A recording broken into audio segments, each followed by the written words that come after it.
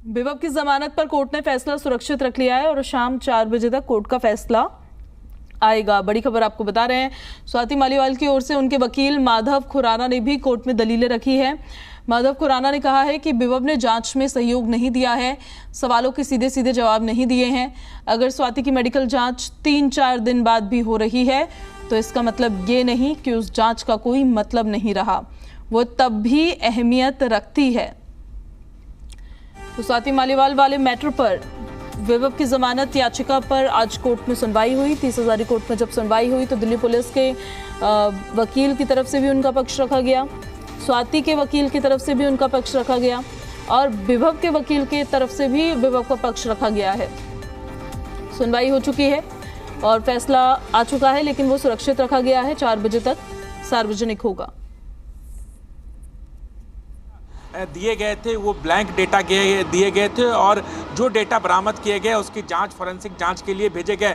इसलिए तमाम डेटा को एकत्रित करना इस केस के लिए काफ़ी महत्वपूर्ण होगा। इसलिए आगे ज़रूरत पड़ी तो विभव कुमार का वो फिर से रिमांड पर लेंगे और इसलिए फ़िलहाल उन्हें न्यायिक हिरासत में भेज दिया जाए। दिल्ली पुलिस लगातार एफएसएल की टीम के संपर्क में है और दिल्ली पुलिस का कहना है कि जैसे ही सबूत आगे बढ़ेगी उस तरीके से जांच आगे बढ़ाएंगे और ज़रूरत पड़ी तो विभव कुमार का वो फिर से रिमांड ले सकते हैं, क्योंकि 14 दिनों तक का मैक्सिमम रिमांड होता है। 5 दिन का रिमांड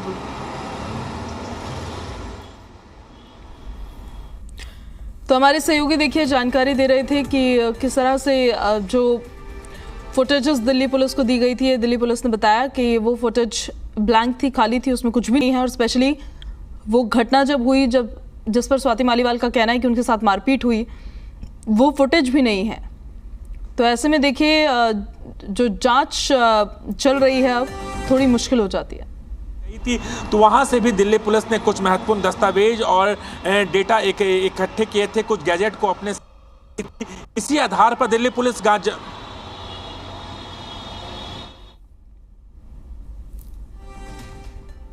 तो ये साफ तौर पर कहा जा रहा है दिल्ली पुलिस के वकील की तरफ से भी और स्वाति मालीवाल के वकील की तरफ से भी कि साफ तौर पर सीधा सीधा जवाब विभव कुमार की तरफ से नहीं मिल रहा है। फोन का पासवर्ड भी नहीं शेयर किया जा रहा है। स्वाति मालीवाल मारपीट से जुड़ी लगातार अपडेट्स हम आपको दे रहे हैं। सुनवाई के दौरान स्वाति मालीवाल भी बोली पर दाखिल की गई प्रणय, जब पुलिस के पास अभी भी कस्टडी के लिए वक्त बचता है। अभी तक पुलिस ने जो उनकी कस्टडी हासिल की वो 5 दिनों की है और जब पिछली बार पुलिस ने खुद जुडिशल कस्टडी यानी जेल में भेजने की मांग की थी तो पुलिस की तरफ से साफ किया गया था कि अभी जुडिशल कस्टडी में भेज दिया जाए, लेकिन आगे जरूरत पड़ने पर विभव कुमार को पुलिस रिमांड पर लिया जाएगा। इसके पीछे जो 2 बड़ी बातें उनकी तरफ से कही गई थी वो ये कि जो एनवीआर वहां से मिला है उसके वीडियो फुटेज को जांच के लिए फोरेंसिक एक्सपर्ट्स को भेजा गया है, उनकी रिपोर्ट का इंतजार है। जब रिपोर्ट आ जाएगी तो उससे कन्फ्रंट कराना है विभव का। यहां पर यह आरोप है कि विभव ने फोन को फॉर्मेट किया, वो जांच टीम जो सबूत लगाएगी। तो हमारे सहयोगी लगातार आपको अपडेट दे रहे हैं। इस बीच बड़ी खबर आपको बता रहे हैं, स्वाति मालीवाल कोर्ट के अंदर भी बोली हैं। उनकी तरफ से कहा गया है कि मेरी जान को खतरा है, ये स्वाति मालीवाल ने कोर्ट में कहा है। उन्होंने अपनी स्टेटमेंट दी है, अपनी स्टेटमेंट में कहा कि मेरी जान को खतरा है। और भी देखिए तमाम तरीके की दलीलें दी गई, स्वाति मालीवाल के वकील की तरफ से भी दलीलें दी गई है। संभावना कानूनी तौर पर कम नजर आती है क्योंकि पुलिस के पास अभी भी रिमांड का वक्त है। हालांकि वो लगातार ये बात साबित करने की कोशिश करे कि मामला बनता ही नहीं है, जिंदा राहत का प्रोसीजर है।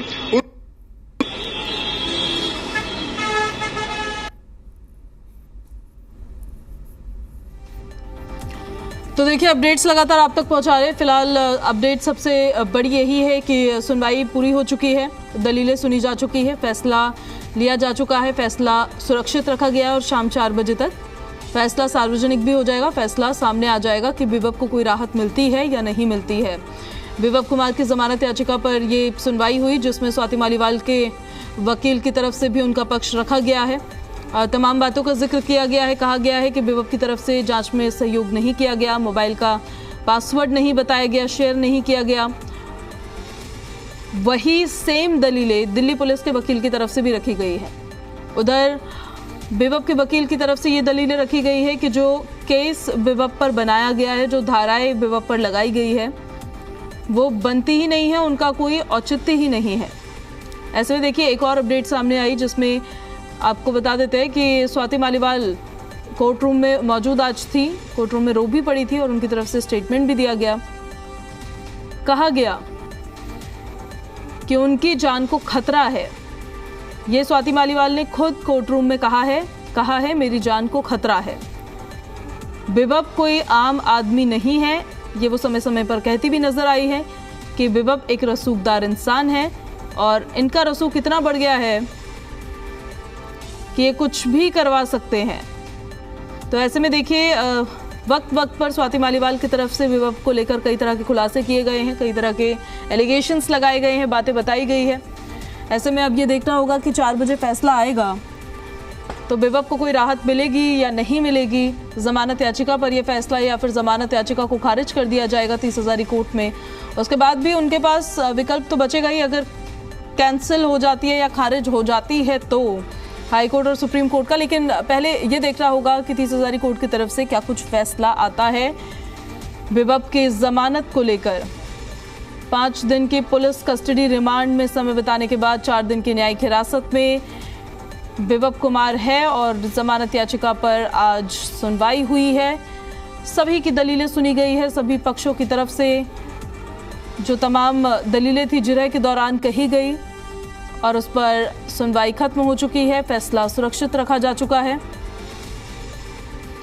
अब देखिए देखना होगा कि शाम 4 बजे जब फैसला सार्वजनिक किया जाता है, सामने आता है, तो विभव के लिए राहत के रूप में सामने आता है या फिर स्वाति मालीवाल के हित में यह फैसला आता है।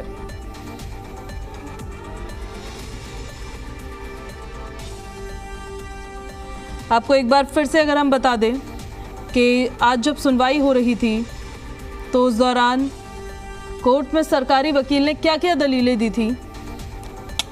उन्होंने कहा कि विभव जमानत का हकदार नहीं है, उसने जांच में सहयोग नहीं दिया है, मोबाइल का पासवर्ड नहीं शेयर किया है, अगर उसे जमानत मिलती है तो वह सबूतों के साथ छेड़छाड़ कर सकता है। साथ ही ये भी कहा कि जहां पर यह घटना हुई उस जगह का वीडियो फुटेज भी गायब है। इसके पीछे कोई तकनीकी वजह भी हो सकती है और ये संभव है कि जानबूझकर फुटेज को गायब भी किया गया जा सकता है। हमारे सहयोगी अरविंद सिंह हमारे साथ लाइव कनेक्टेड है, लगातार आप तक अपडेट्स तो पहुंचा ही रहे हैं। अरविंद, फैसला सुरक्षित रख लिया गया, 4 बजे तक आएगा। देखिए शाम 4 बजे कोर्ट का आदेश आएगा इस मामले में जमानत अर्जी पर, और इस मामले में कोर्ट ने विभव के वकील, सरकारी वकील और स्वाति मालीवाल के वकील, इन सब की बात को सुना है। खुद स्वाति मालीवाल भी कोर्ट रूम में मौजूद थी और उन्होंने भी अपनी बात को रखा है।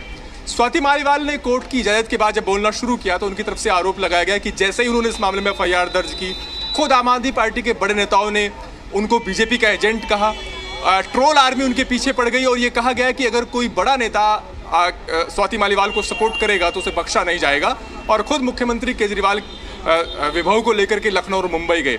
स्वाति मालीवाल की तरफ से ये भी कहा गया कि विभव के पास जो सुविधा है वो किसी मंत्री को भी हासिल नहीं है और अगर वो जमानत पर बाहर आते हैं तो ऐसी सूरत में उनको और उनके परिवार की जान को खतरा हो सकता है। ये बात खुद कोर्ट में स्वाति मालीवाल की तरफ से रखी गई। इससे पहले जो इस मामले में विभव कुमार के जो वकील हैं उन्होंने अपनी बात रखी और उनकी तरफ से कहा गया कि जो आरोप लगाए गए हैं उनमें दम नहीं है। खुद स्वाति मालीवाल को रोकने की कोशिश की सिक्योरिटी स्टाफ ने, लेकिन स्वाति मालीवाल पूरी सुरक्षा जो वहाँ पर बंदोबस्त था उसको धता बता करके अंदर आ गई और खुद उनके खिलाफ ट्रेस पासिंग का मामला बनता है।